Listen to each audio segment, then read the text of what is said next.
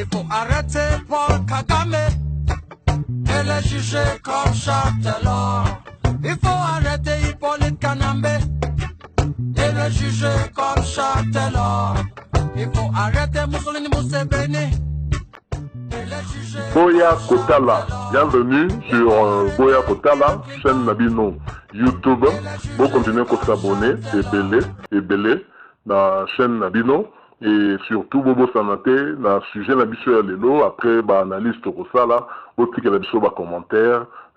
sur sujet en question, vous enrichir et engroper et aussi Nabiso bien. La présentation comme d'habitude humble serviteur Nabino Dilo. Pour la servir bino, na ba analyse toujours il y a bien, ba analyse pertinente, ba analyse objective, ba analyse sans parti pris, sans émotion, sans état d'âme. Donc bisoto ça la ba analyse par rapport il y a ba fait ou to constater ou to moniquer to koki ko partager na bino. Alors lelo sujet na biso zali sur rumeur moko oyo etambola depuis plusieurs années. Mais malheureusement, Tinangongo Tozoloba, Tozaka vraiment satisfait par rapport au Tokoloba dénouement. En fait, il y a rumeur wana, vérité au Tozui, pour la rumeur wana, Koka qui ko éclairer, se permettre, bisoto, toyeba, et pas une vérité zali. Na repartager sujet, on en a dit, donc, na kotali, sabino, ba zone d'ombre, où les autres là qui est tisikoyo, to continuer, comme poser, ba question, na cessé. Sujet la biso ya lelo, les alliés sur Defao, Matumona Oyo, Tomesana Minko Benga, le général Defao, Defao, de son vrai nom, François Luleno Matumona. Donc, chanteur, auteur, compositeur de talent, Mukolo Orchestre Big Star, Aleka, Naba Orchestre Belé, ils ont comme à présenter, mais quand même pour la bande, il y a génération, il y a Lelo, et c'est Ngeli, tout présenté. Alors, sujet, la mission, vous allez essentiellement sur rumeur, où est Tambolaki, na Kombo, il y a général Defao, na Kombo, il y a ancien chef de l'État, Joseph Kabila, Mingi Lobama Koutou. Combattant, il y a eu des pètes, combattant en général, il y a opposition, na manifestation na bango, na marche na bango, bazalaka kozangate parfois koyemba bantembo contre l'ancien chef de l'État Joseph Kabila, na kati bazao ko tsape Congo, il y a Sofele balano kubanga malembe nazali mama ya bana sapotika na bokolo. Okumi ya taxi kebakadiye milimo ya bato. Voilà, merci beaucoup pour la patience.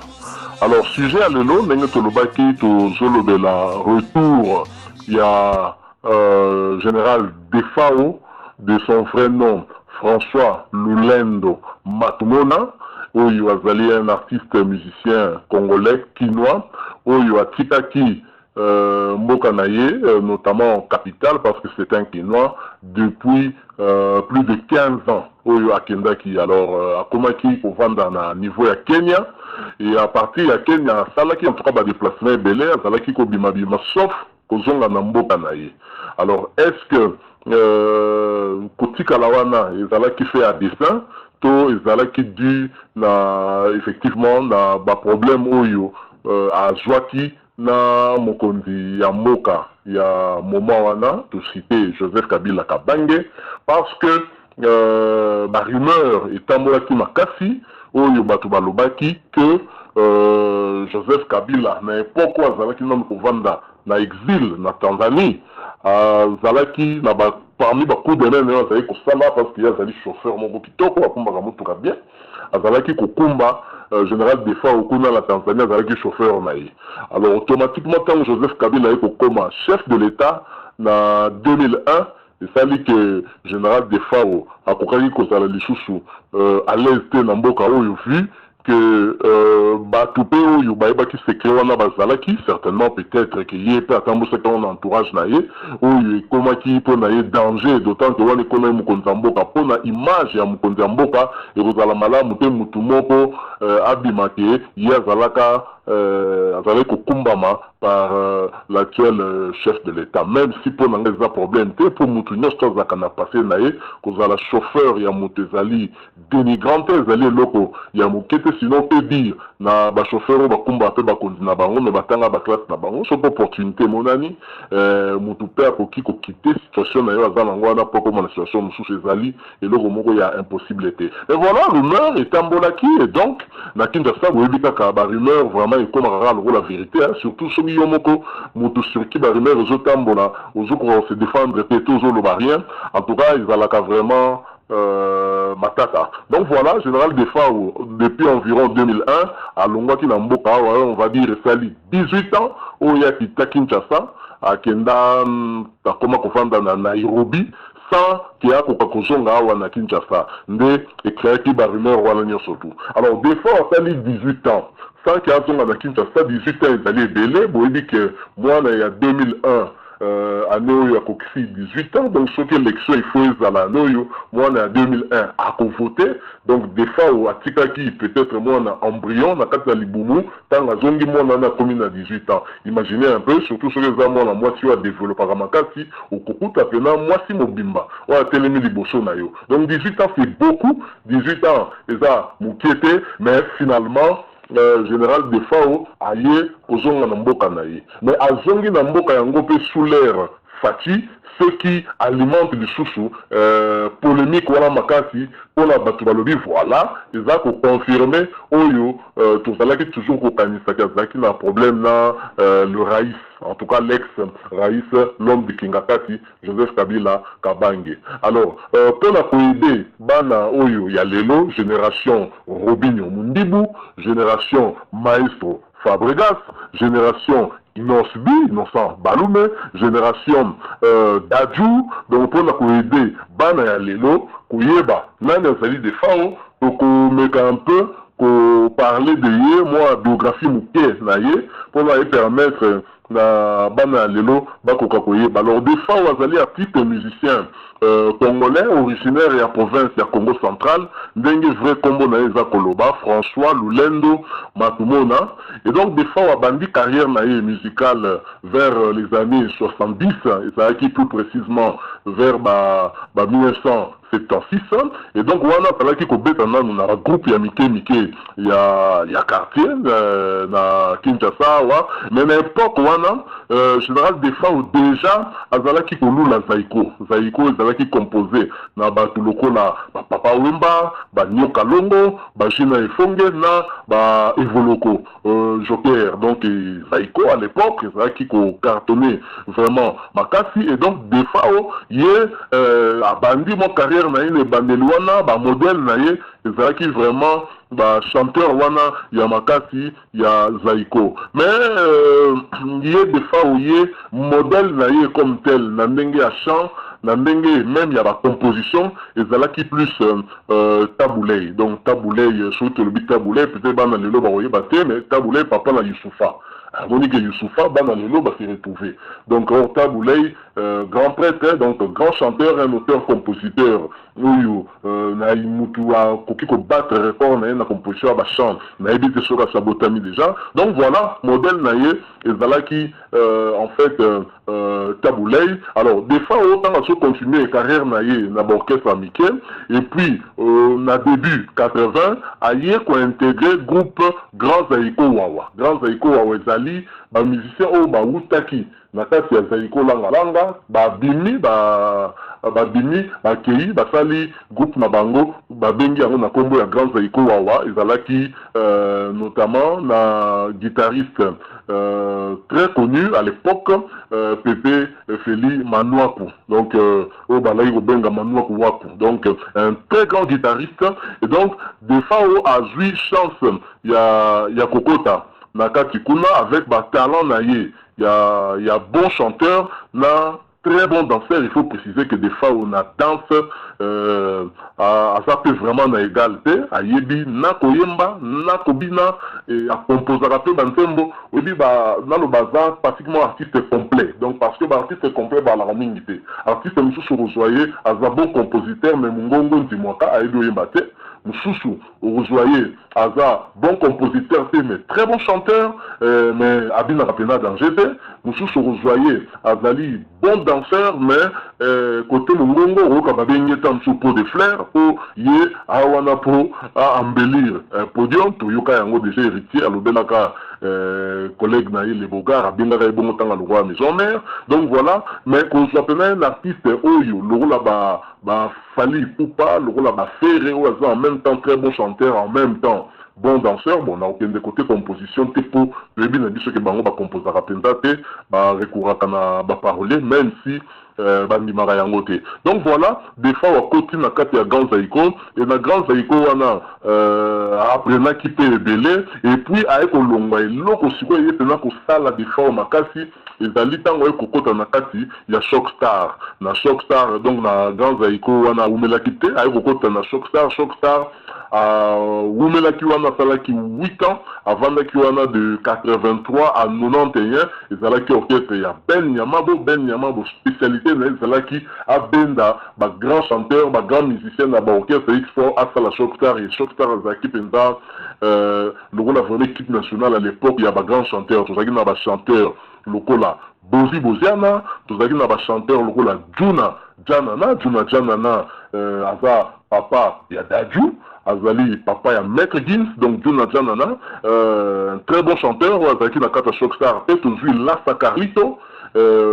Azalaki wana pe na kati, toujours Debaba, Azalaki na kati, donc des très grands chanteurs, Nandenge Amukete, et Popé wana, ya Shockstar, et Salamaki, entre autres par Yépé, des fois ou avec ma chanson Ebele ou Toyebi, ou Ayembaka, soit na Lassa Carlito ou Ayembaka na Debaba ba chanson et cartonna ezalaki vraiment ebele ou même le losogi batie eza ba chef d'œuvre ndenge souverain bin Adam Alobaka. Alors na 91 des fois où a décidé à Longwa na Shockstar tanga longo na Shockstar ayi ko sala orchestre na ye Big Star nde orchestre na azali ko kumbela tilelo et donc na kata Big Star des fois où asala ki l'album peut belé et particularité zali que des fois na Big Star aye pe ko binisa ba musicien o ya ye o asalaki o yo basaki vraiment ebelé notamment ba komo yebani makasi ezali lokola ba Montana Kamenga o ya père kende kokota na quartier latin le lokoma ko sala carrière solo tozali na musicien lokola Kabose Bulembi oyo lelo azali pe bien positionné Kabose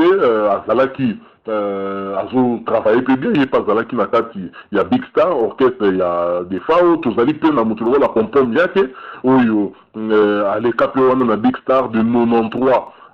à 95 avant akende kokota na nouvelle écriture ya Papa Wemba donc ba musicien ebele tozali na animateur lokola Teombala oyo abwakaki babiloko bien même si azo sala mingi ba reprise babiloko ba wenge azo bwaka ngo mais et cartonaki tozali na ba guitariste lokola Burkina Faso Mbokalia Burkina Faso oyo BCBG wenge récupéraki pe asalaki pe musala quand même na Big Star wana mais une année seulement de 92 à 93 à travailler solo makasi tozala guitariste lokola Laurent Kadogo ye asalaki na Pepe Kale et donc voilà ba combo o lelo soto tangi ba combo ya ba musicien belé o lelo baza continuer ko travailler dans monde ya musique les cas qui peuvent nous là il y a Big Star on est à des fois alors voilà un peu pour rafraîchir un peu mémoire il y a Bakinyo surtout bana lelo pour comprendre un peu nani des fois Azali alors des fois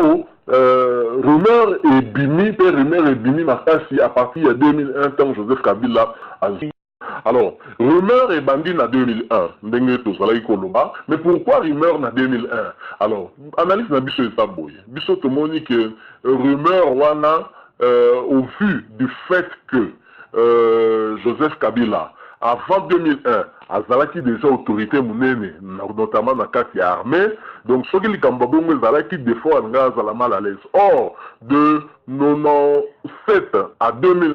vraiment des fois azalaki très à l'aise donc on se rappelait même que des fois à Yemaki lors du lancement il y a Franc Congolais le 30 juin 98 ayembaki ndembo wana elongo na bapapa wemba na baloko kanza na bajibe na baevoloko bafere defa waparticipaki mpe na chanson wana. D'ailleurs nazotika bino bolanda court extrait oyo ya vocal oyo asalaki na nzembo wana franc congolais pour comprendre que na 98 vers mois de juin defa wazalaki na Kinshasa mpe aparticipaki na nzembo wana na compte ya gouvernement disons na compte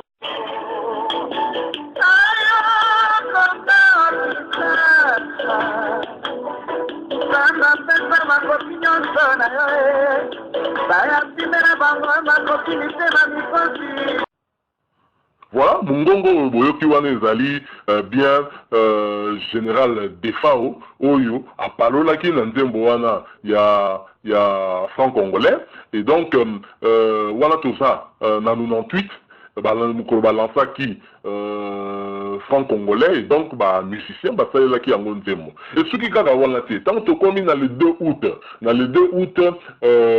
James Kabarebe oyo Laurent Désiré Kabila décidaki à remercier bango bazonga Rwanda balingi kozonga Rwanda te batente kosala mwa rébellion moko à partir ya Kinshasa et même na Congo central à l'époque bas Congo. Alors ezalaki déclenchement ya guerre oyo tobengi guerre ya le 2 août 98 donc guerre wana où esalaki qu'après memi la rébellion ye kokoma lokola ya MLC avec Jean-Pierre Bemba RCD na côté ya Est kuna pe oyo yaki kosalaki en fait de compte ba négociation et banda donc en marge ya guerre wana oyo ebandaki na le 2 août Laurent Désiré Kabila a recouraki les sources na ba musiciens pour que bakoka kosala chanson moko patriotique bayemba pona Congo nzembo yango je crois que to bosa titre yango ezalaki tokufa pona Congo ou tokufa pona ekolo donc ba musicien belé participaki na nzembo wana lokola Pepe Kale lokola Werason lokola Général de FAOP wana toza na toujours na 1998 tango guerre ya le 2 août eko banda Général de FAO azali toujours awa kaka pe a participer les sources na nzembo pour le compte ya régime to ya gouvernement oyo Joseph Kabila azalaki ko faire partie comme mokondi moko na kati ya armée oyo et donc le fait que des fois a participé na banzembo wana on peut dire que azalaki na problème pété na Joseph Kabila oyo azalaki mokondi munene na kati ya armée donc chef d'état-major et à force terrestre et ça là qui Joseph Kabila donc on a piqué bino dans sous court extrait où pour encore rafraîchir bino mémoire sur chanson Tokufa pour na Congo où il qui vocal où général de fort à ça qui n'entembo wana bon c'est rappelé que Laurent Désiré Kabila a même qui bango tina Gabon où il va présenter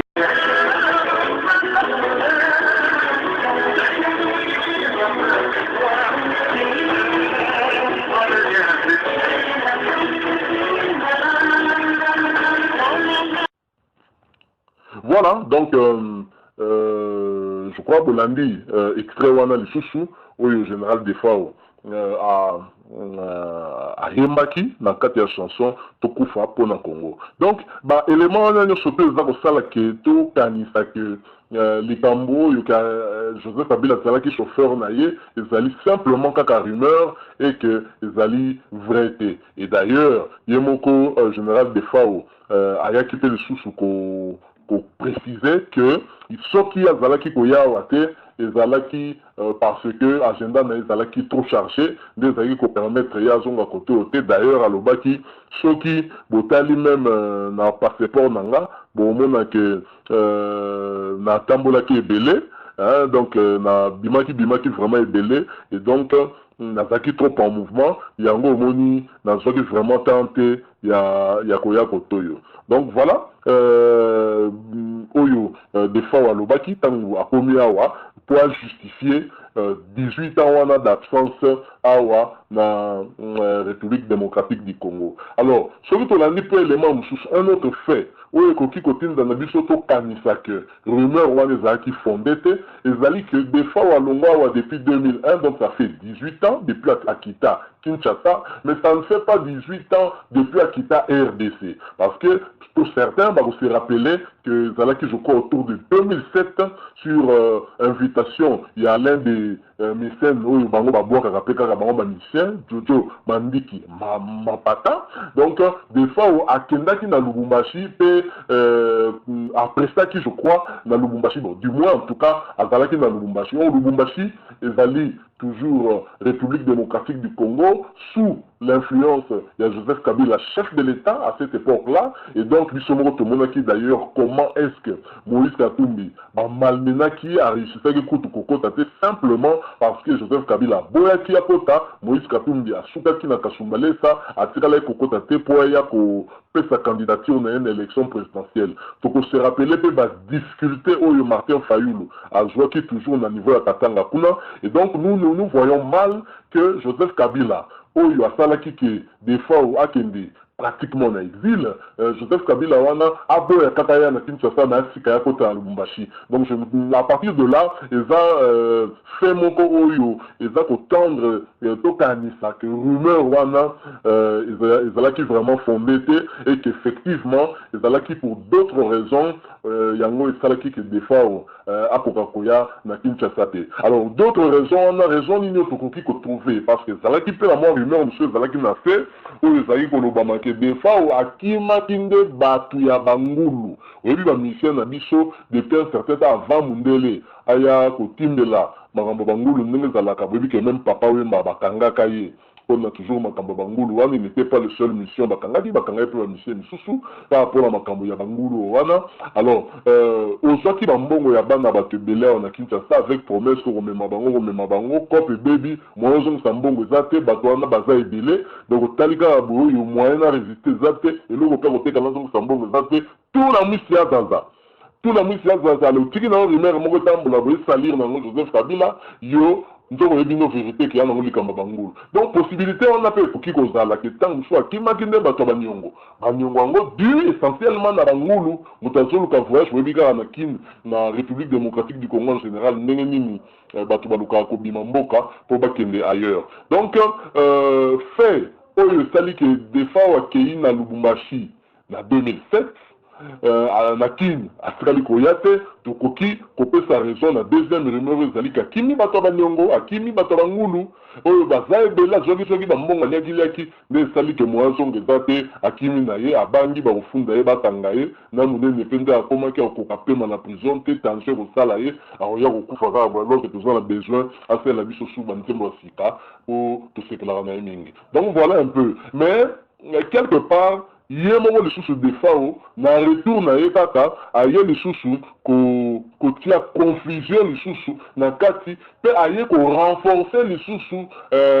batu oyo, bazalaki ko appuyer rumeur wana que Joseph Kabila zaki chauffeur na Tanzanie, yango salé qui a parti à 2001 ya kima. Nazako tali sabino les sous fait wana oyo, il créer les sous moi doute ngai moko pe personnellement na mi poser des questions. Alors, général Def Defao, de son vrai nom, François Lulendo Matumona, et donc, la retour na awa, aye ko koti fait sous confusion dans l'esprit, il y a ba mélomane, dans l'esprit, il y a biso ba congolais, na tangu aye ko remercier particulièrement président Félix Tshisekedi et directeur du cabinet Vital Kamerhe. Des fois, à l'Obiboé. Alobi, nous tenir qu'on remercier chef de l'État Félix Tshisekedi pour l'implication personnelle et directeur du cabinet Vital Kamerhe où va s'investir pour nous faciliter le retour na mboka. Naza content kozonga na mboka nangai pe na pesi merci na chef de l'État na directeur du cabinet na où va faciliter le retour nanga. Oh, mais des fois, maramini ba faciliter le retour na yo na ndenge nini ba dika nyoso to bazozonga ba remercier Félix ba remercier Vital Kamerhe. Alors des fois c'est ngelo sa biso vérité, est-ce que kozonga na zaki na ba pokoso, est-ce que mikakatano ezalaki, est-ce que ba problème ezalaki, ce ba problème ngo ezalaki sengaki que chef de l'État a facilité yo kozonga na directeur ya cabinet na ye tala wana baza ba continuer po ba kota kana yo za artiste mune na mboka to boité, c'est que problème ezalaki, ce problème ngo ezali yebisa biso kaka yo moko solo ba agenda na yo ezalaki chargé kaka yo moko solo ba passeport na yo etondaki kobima eleki kaka yo lisusu solo ba tango ye esengi président Félix Tshisekedi a faciliter retour na yo na ndenge nini c'est que yo mutu moko azako kumba yo na Tanzanie il faut la vérité ou alors mbongo bangulu bango ba rassurer yo ko kangama te pona mbongo bangulu alors sengeli mo neteto lo bana biso pe vérité to senga pe na ba confrère bande ko journaliste o ba so dans la tout autour na ye ba peut poser les bonnes questions pour que pe ba ko joie éclaircissement en tout cas parce que les tambo à lobby wana et ko susciter moi d'interrogation dans mitou na biso pourquoi des femmes ou ya kendaki pour des raisons de service à lobby ango que agenda na ezalaki très chargé ala quitté à travailler et c'est vrai puisque aye pa ye maboko pambaté aye na album na ya tikao ya ko présenter na ba mélomane na ye d'ailleurs ba concert est prévu notamment concert moko populaire ko zala libanda ya stade des martyrs donc na esplanade ya boulevard triomphal où certainement ko akobeta ko a remercier ba fan na ye ndenge ba bosani yete mais pourquoi citer le nom du président Félix Tshisekedi na Vital Kamerhe comme bateau ba faciliter yo retour na yo c'est que problème ezalaki et comme adage moko pa na biso lo baka mai ninganaka pamba te général Defao toza na poso yebisa biso nini esalaki ki osa 18 ans libanda pona sima ya kosala vidéo analyse oyo tozwi vraiment kaka eya noté totikali sur notre soif o tozali sikoyo na ba hypothèse mibale o tozomi loba soit okimaki effectivement Joseph Kabila mais soit okimaki ka na Kinshasa pour il est partout soit alors okimaki de Bangulu alors Bangulu wana soki pe ezaka okimaki bango mais il faut justifier ça là maintenant il faut recouvrer bango na bango babimisaki nous ne disons pas que c'est vrai nous parlons en termes d'hypothèse et donc voilà analyse au biso to fali ndenge to moneli retour ya général de Fao mais certainement à venir et ko lobela biso dessous plus sur feuilleton oyo je ne crois pas qu'on va en rester là comme disent les anglais wait and see toko tala ou ekokoma lobby merci beaucoup na bino nyonso bolandi analyse oyo merci bo continuer ko s'abonner na chaîne na bino boya kotala bo tiki la biso ba commentaire soki mutu musu pas donner information akoki ko pesa peut-être bandeko ba bolingo tozali awa na ville ezate o tozana hotel ya Jules sana tebeto na ville alors ndenge tozali awa le fombo awa sala mosala ya Big Star mikoleko ya bana bumbu boye bake nazo ya sikoyo kosala boulot na studio ya Lofombo pesa kombo ya studio SMB le studio mobile na SMB wana nga nazo ya kokuta kuna alors na ngite ba mbolombolo wa mike boyaka ya kuna mkwana boko pema na kozwa 1 mois juste ya studio na yebisi bino na banzi boyoki c'est genetic ici Obaksani. Donc, qui ne sait quoi déjà? Viaza Mabele. Bon. Bon, pour malgré le fond, Babeti Babateni na ya basoda, mais on a un Galiano. Yemo soit liatali. Ah oui, pour la route tate. Ah on a un Galiano. Bon. Au moment où quand le roulait à ma beau il a été. Ah on a un Galiano. Donc, Bandeko Babolingonaza n'a bien. Je suis bel et bien à Kinshasa. Et où? À la commune de la Gombe. Bien souvent la Gombe. Pourquoi la Gombe? Attends, Gombe a sur la production. Nana va la Gombe. Nana va la Gombe. Gilles Sana. Na bengi kapoya mon appartement, ma kamutu kitoko. Donc, Gilles Sana paye le m'sort PC là. FIFA de Makambo. Les gars, nous on est là. Bisoka bata monti kele una ba likampa to ina gombe ka to ile za numéro 1 Congo ka ndenge ya bitoze pa ji bien za na ki na bitu pepele maka mutu kare azana gombe ka ndenge na down alors mikolezo ya nazo ya sko ko travailler na studio ya Lofombo basisa keba basukisa drumero wena basukisa agamina na Facebook Somo, tu es ingénieur Jaguar. Non, oya drumer. Ah Nondo, Kenchap Nondo.